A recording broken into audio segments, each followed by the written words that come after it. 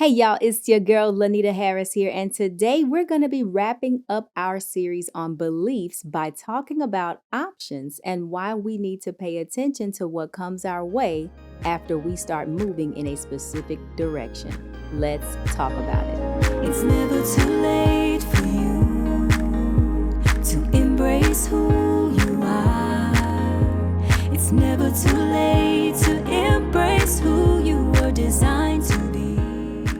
All right, so y'all know we've been in this simplicity vein for this whole series, and that's kind of continuing here, but I am going to throw a little bit of complexity in at the end, all right? So let's recap real quick first. 3 weeks ago, we talked about what you believe and how it shapes your outlook and surroundings.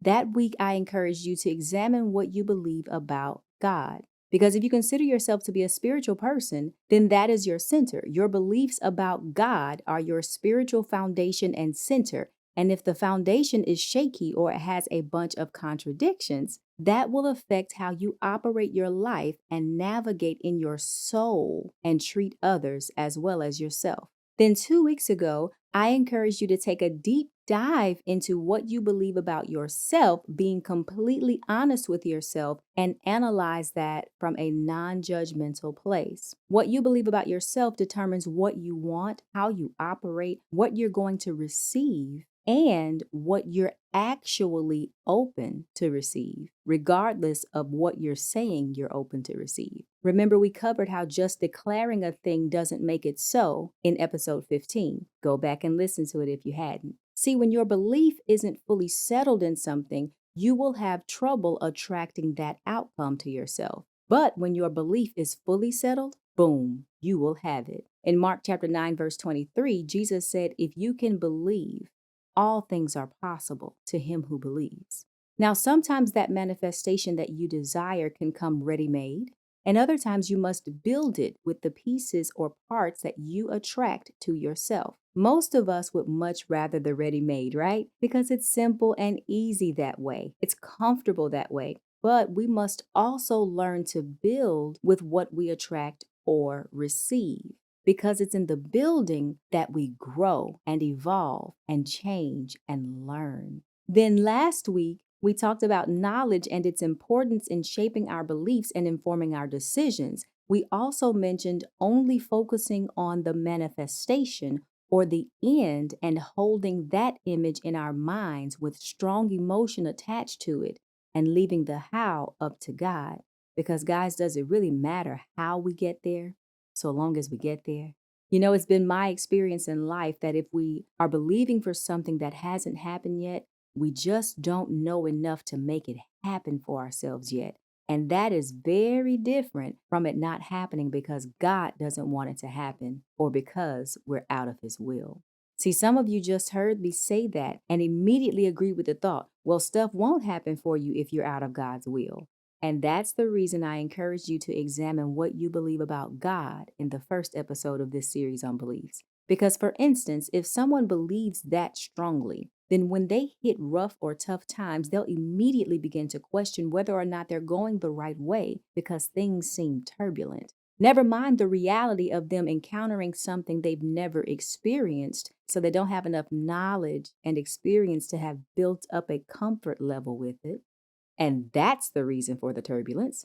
Nope, in their mind, it has to be that they're possibly out of God's will, and that's why they're experiencing the turbulence. Also, if someone strongly believes that stuff won't happen for you if you're out of God's will, they can take themselves through cycles of guilt and shame and unworthiness by feeling undeserving of God's grace or his best if they feel like or think they're living a life that is not pleasing to him. But in reality, this person would simply be caught in their habits, which are causing them to go around in circles and not rise above where they are so they can feel deserving. And that's the reason I encourage you to examine what you believe about yourself. See how all this ties together practically and comes full circle? So let's bring this thing on home by talking about our last piece, options. When we decide to believe something or ask for God's help on something, two things come to us wrapped in one: knowledge and an option. Here's what I mean. Say you're asking for God's help getting a job. You then have an idea to look at Indeed.com and you search your interested field. You then have many options you can explore and choose from. Now, let's say you've already looked at Indeed 20 gazillion times already, but that's the only idea you have. So you follow it. And this time, just after you get on the site, you see a new listing that seems to be a perfect fit. Boom, option. Now, here's a story of mine. In 2010, I needed a car because mine had just been totaled. I grew up in church circles where people got blessed with cars, and we were taught nothing was too big for God to do. So, my desire was for someone to bless me with a car so I wouldn't have any debt. I'm talking about free, and I wanted a brand new one. Do you understand what I'm saying? With the keys in it, okay? I think it's very important here to mention that 70% of my belief about debt at that time of my life was that debt is bad. It will trap you. Do not use it unless you absolutely positively have to. And if you're going to use it, only use a tiny bit. Needless to say, a 5 to 7 year car note debt obligation was not an attractive option to me. So I didn't go to any car lots to purchase, only to look at what I wanted so I could then believe someone would be led by God to give me that exact thing for free. Y'all, I held on to that belief for months in 2010. And guess what happened? No one gave me the paid for car of my dreams that I wanted. But guess what was happening? Time was passing and I still needed to get to and from places. So I called my dad, who by that time had already purchased cash for two cars for me within a 6 year period of time. And he said the dreaded words, baby, maybe you need to look into getting a car note. Y'all, my insides were crushed because I had to make a decision. Was I going to rigidly hold on to what I desired? All in the name of, well, God's going to do this for me because I believe He will. And if so, at what cost to those around me who were making sacrifices to help me while I was believing? Or was I going to be malleable and let go of the one way that I believed it would happen to explore an option I never wanted to explore just to see what could happen? Well, guys, I chose the latter, and that was my first car note. Even though it wasn't how I wanted to get my own ride, I got my own ride. And still, guys, everything worked out for my good within my very small budget at that time. And that car served me very well for almost 4 years. I say almost 4 years because before 4 years was completed, I became the car giver. I paid that car off early and gave it to a family member who didn't have a car. And I didn't see it when I started it, but in retrospect, I realized that car was the beginning of me establishing and building my credit history. See, my dad had been telling me about establishing credit since I was 18 years old, but if I'm honest, I tried it his way with a couple credit cards, but I didn't want to do that, so I didn't really stick with it. My belief wasn't really in it because what I really wanted was for God to just bless me with free things through people. What's my point? I had a need and a desire, and I was asking God for help, and He sent me knowledge and options. When you are asking God for help, God is always going to send you knowledge and options. It's then up to you to follow and implement the knowledge so you can learn more and sift through your options to choose what you believe to be best for you. And the more knowledge you acquire, the more options you will receive related to that knowledge. Now, it is especially important for you to know your habits and beliefs because they can be pitfalls to you if you are trying to make changes in your life. Because God will send you the knowledge and options to go along with where you want to go. But your habits and old thinking, due to deeply rooted beliefs that won't serve you well where you're going, can keep you stuck where you are. Just like I was stuck for months. Y'all, I could have been had a car in 2010 if I had just been open to pursuing a different option earlier. Now, here's a quick parable that many of you may already have heard. It's not in the Bible, but I'm going to share it now and we'll wrap up. A fellow was stuck on his rooftop in a flood. He was praying to God for help. Soon a man in a rowboat came by and the fellow shouted to the man on the roof, "Jump in, I can save you." The stranded fellow shouted back, "No, it's okay. I'm praying to God and He's going to save me." So the rowboat went on. Then a motorboat came by. The fellow in the motorboat shouted, Jump in, I can save you, to the stranded man. And he said, No thanks. I'm praying to God and he's going to save me. I have faith. So the motorboat went on. Then a helicopter came by and the pilot shouted down, Grab this rope and I will lift you to safety. And the stranded man again replied, No thanks. I'm praying to God and he is going to save me. I have faith. So the helicopter reluctantly flew away. Soon the water rose above the rooftop and the man drowned. He went to heaven and he finally got his chance to discuss this whole situation with God, at which point he exclaimed, I had faith in you, but you ain't saved me. You let me drown. I don't understand why. To this God replied, I sent you a rowboat and a motorboat and a helicopter. What more did you expect? Now, this parable illustrates the point of this podcast so well. The man asked God for help, and God sent him three options, really four options. But the man discarded all three options that could have kept him living here on earth. And then the fourth option was death. And because he discarded the three that could have prolonged his life, that means he chose death. I know that was deep. I know I took y'all too fast, probably, because y'all like, how? How? He was asking God to save him. He wanted to live. That man didn't want to die. But let's do a little critical thinking here. For some of us, it seems so obvious how God sent the help.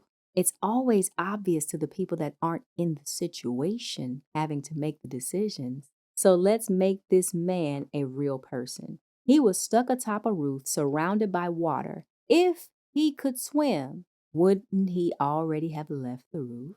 So a rowboat came. Perhaps he said no to the rowboat option because he couldn't swim and feared potentially drowning, and that option would have required him to jump down into the water that he could not swim in. So then a motorboat came. Again, perhaps he said no to this option because he would have to jump into the water and feared drowning.